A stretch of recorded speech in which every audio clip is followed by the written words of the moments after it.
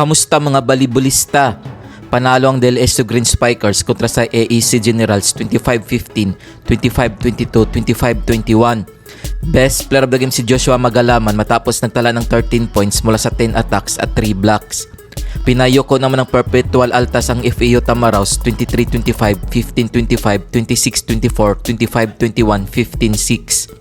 Best player of the game si Jefferson Marapok matapos nagtala ng 19 points na may kasamang 13 excellent receptions at 8 digs. Para naman sa Women's Division, pinataob naman ng FAU Lady Tamaraws ang LPU Lady Pirates 25-16, 25-18, 28-26. Best player of the game si Ubaldo matapos sumakot ng 9 points at 14 excellent sets. Kung bago ka pa lamang sa channel na to, mag-like na at subscribe. Heto ang team standings ng Men's Division as of August 14, 2024. DLSU Green Spikers 3 wins 0 loss 9 points. FAU Tamaraws 2 wins 1 loss 7 points. NU Bulldogs 2 wins 1 loss 6 points. Perpetual Altas 2 wins 1 loss 4 points. Letra Knights 1 win 2 losses 4 points. UST Golden Spikers 1 win 2 losses 3 points. Ateneo Blue Eagles 1 win 2 losses 3 points. EAC Generals 0 win 3 losses 0 point. Kung umabot ka dito sa video na to, mag-like na at subscribe.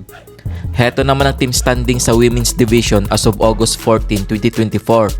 UST Golden Tigresses 3 wins 0 loss 9 points.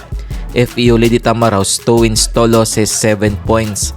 UP Lady Marons 2 wins 2 losses 6 points. UA Lady Warriors 1 win 1 loss 3 points.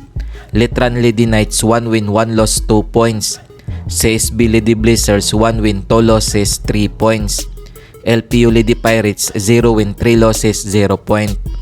Heto ang mga laro ngayong August 18, 2024 na gaganapin sa Inaris Sports Arena. Para sa Men's Division, magharap ang Ateneo Blue Eagles at DLSU Green Spikers alas 12 ng tanghali.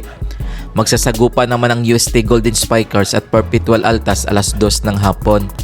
Para naman sa Women's Division, magtutos naman ang CSB Lady Blazers at Letran Lady Knights alas 5 ng hapon.